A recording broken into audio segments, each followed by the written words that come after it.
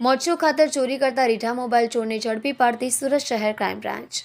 Police commissioner તથા અધિક police commissioner crime, નાયબ પોલીસ કમિશનર ક્રાઇમના માર્ગદર્શન હેઠળ નાયબ પોલીસ કમિશનર ક્રાઇમ 2ની સૂચના અન્વયે પોલીસ ઇન્સ્પેક્ટર ક્રાઇમ બ્રાન્ચ દ્વારા પોલીસ સબ ઇન્સ્પેક્ટર ક્રાઇમ બ્રાન્ચનાઓને અલગ અલગ ટીમો બનાવી સુરત શહેરમાં બનેલા મોબાઈલ ચોરીના વણશોધાયેલ ગુનાઓને શોધી કાઢવા સૂચના આપી.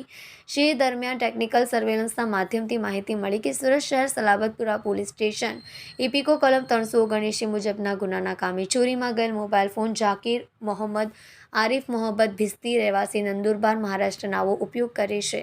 જે માહિતીને આધારે મહારાષ્ટ્ર નંદુરબાર ખાતે જઈ ઝાકીર મોહમ્મદ આરિફ મોહમ્મદ ભિસ્તી ઉંમર વર્ષ 19 રહેવાસી નંદુરબાર ઘોડાપીર મોહલ્લા બેલાલ મસ્જિદની બાજુમાં પતરેકી ચક્કી તાલુકો જિલ્લો નંદુરબાર નાઓને પકડી પાડવામાં આવેલ. તેની પાસેથી ગુનાના મુદ્દામાલનો મોબાઈલ ફોન સેમસંગ કંપનીનો ગેલેક્સી નોટ 10 લાઇટ જેનો કિંમત ₹15,000ની મત્તાનું મળી આવેલ. મજકૂર ઝાકીર મોહમ્મદ આરિફ મોહમ્મદ ભિસ્તીની પૂછપરછ કરતા સદરુ મોબાઈલ ફોન સુરત શહેર લીંબાયતના રહેવાસી ઝાબીર સત્તાર શેખ પાસેથી લીધેલ હોવાનું જણાવતા તેની તપાસ કરતા ઝાબીર સત્તાર શેખ ઉંમર 22 રહેવાસી 67 પતરાની ચાલ મીઠી કાઢી લીંબાયત સુરતને પકડી પાડી નીચે મુજબનો વણશોધાયેલ ગુનો ડિટેક્ટ કરી કાયદેસરની કાર્યવાહી કરી છે.